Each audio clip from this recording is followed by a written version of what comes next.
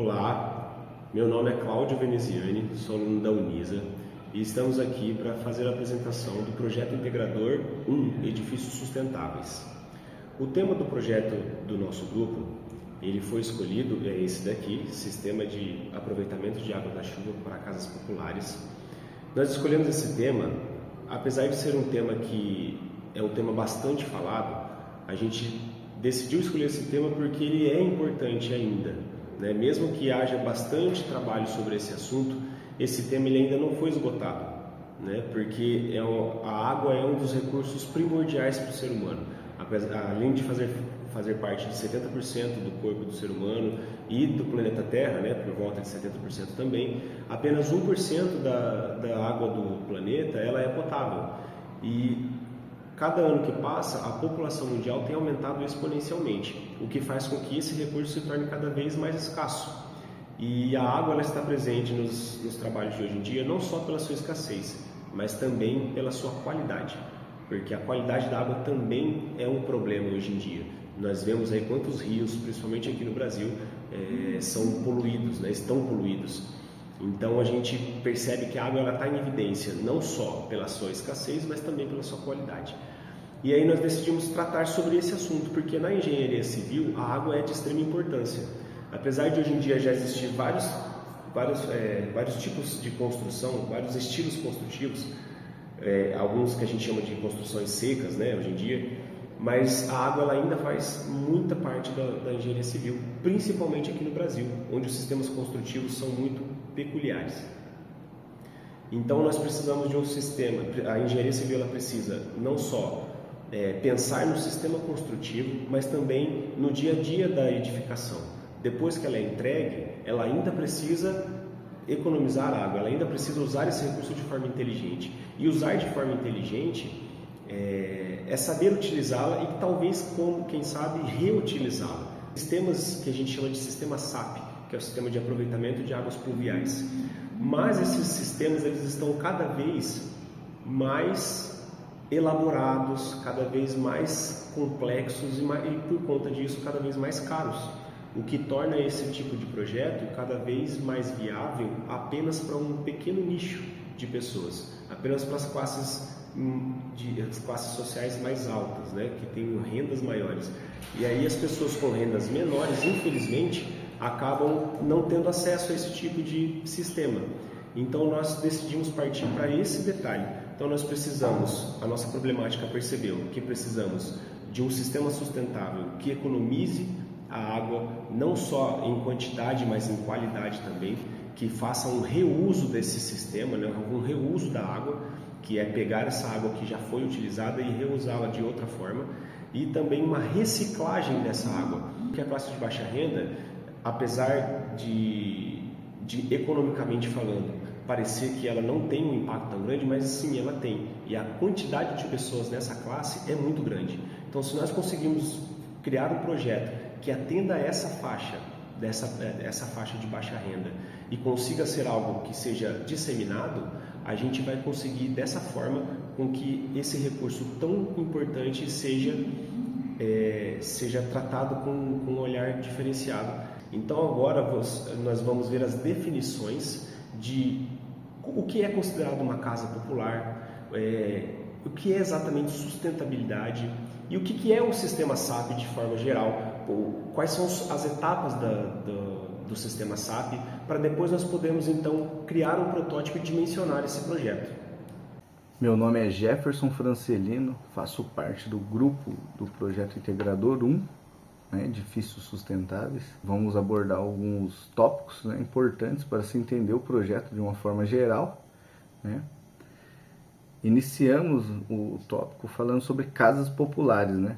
A definição disso aí é que as casas populares são moradias construídas com o objetivo de atender às necessidades das famílias de baixa renda, né, que geralmente são financiadas por programas governamentais, CDHU, né, e iniciativas sociais também, né, buscando oferecer condições de moradia digna a preço acessível, né, dentro desse padrão. Outro sistema também que a gente, para compreender melhor o projeto, né, de uma forma sistêmica, né, é o sistema SAAP, né, que é um sistema de aproveitamento das águas pluviais, que é a água da chuva, né, nada mais é que a água da chuva. É um conjunto de componentes que captam, armazenam e utilizam a água da chuva para fim não potável, né, como descargas de vasos sanitários, irrigação de jardim, lavagem de piso, né, de carro também, e abastecimento de máquinas de lavar, né, de lavar roupa, né, etc. E por aí vai, né. Esse sistema aí contribui muito para a sustentabilidade, reduzindo o consumo de água, né, no caso, e no impacto ambiental, né. Agora, definindo melhor o que é sustentabilidade, é um conjunto amplo, né, que busca o equilíbrio entre o desenvolvimento humano e a preservação do meio ambiente. Em termos mais simples, né, vamos dizer, né, isso aí significa suprir as necessidades da nossa geração, né, requisitar água, né, água e comportamentos ambientais aí, né, sem comprometer a capacidade futura, né, das gerações de atender às suas próprias necessidades. Existem 3 pilares, né, principais, né, que se refere à sustentabilidade, que é o pilar social, né, que refere-se à promoção da justiça social, da igualdade e do bem-estar das pessoas, né. O ambiental, né, que é o segundo, envolve a conservação dos recursos naturais, a redução do impacto ambiental e a proteção da biodiversidade. E o terceiro pilar, né, que é o econômico, busca o desenvolvimento econômico de forma responsável, né, considerando os limites do planeta e promovendo o equilíbrio, né. Em resumo, a sustentabilidade é um modo de vida que busca garantir um futuro melhor para todos em harmonia com o planeta. E um dos tópicos que a gente precisa ter a ciência é sobre a captação da chuva. A água que cai sobre o telhado da casa, ela é coletada por calhas e direcionada para um tanque de armazenamento.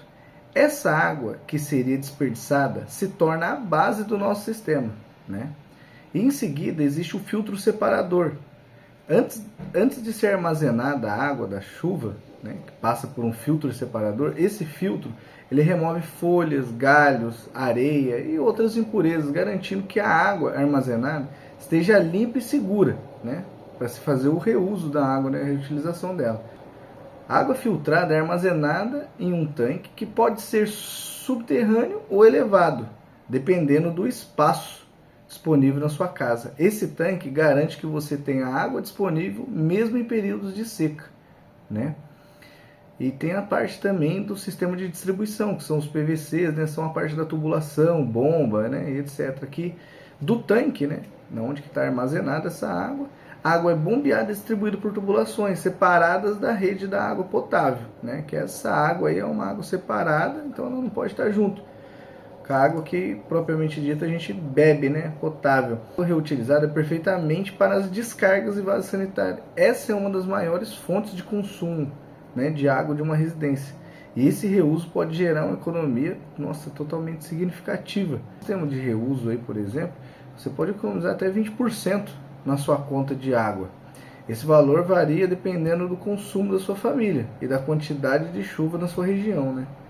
Então, assim, com esse sistema, a gente vai contribuir para a preservação do meio ambiente, além, né, de você garantir um futuro, né, com água para todo mundo. A vantagem que esse sistema traz, né, para nós é reduzir a demanda por água de rede pública, reduzir o custo, né, diminuir a conta de água, sustentabilidade, né, que propriamente dito aí, cada dia está se apertando mais para isso, contribui para a preservação dos recursos hídricos, né? E o controle de enchente, né? Diminui muito o escoamento de água, né? Uma vez que se reutiliza ela, né? Agora que compreendemos melhor, né, sobre os tópicos, né, e as definições dele, vamos apresentar o projeto em si. Olá, meu nome é Emerson Cardoso, sou aluno do curso de Engenharia Civil e faço parte do grupo de estudos do Projeto Integrador 1, Edifícios Sustentáveis, e abordaremos o Sistema de Aproveitamento de Águas Fluviais, conhecido como Sistema SAAP.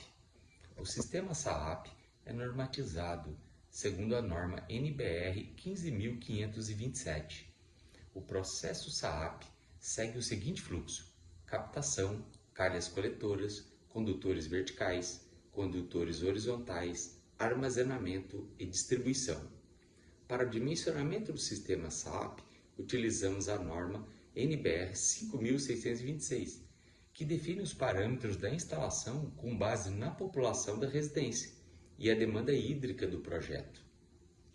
Área de contribuição. A área de contribuição é dada pela área do telhado da nossa edificação modelo, cujas indicações de cálculo foram dadas pelas normas NBR 10.844. As águas captadas pelo telhado são direcionadas para as calhas coletoras, para os condutores verticais, que são os tubos de descida, para os condutores horizontais até a chegada ao reservatório. O dimensionamento dos condutores foram calculados com base no volume das águas captadas do telhado. Nas calhas e condutores verticais são instalados dispositivos para a remoção de materiais mais grossos, como galhos e folhas. Os condutores horizontais devem ter declividade superior a 0,5%. Filtragem. A filtragem é a parte mais complexa do sistema, onde envolve a norma NBR 5626, pois depende do tipo da água a ser filtrada. Quanto ao armazenamento, a norma NBR 5626 trata-se do armazenamento em tanques sépticos e suas particularidades.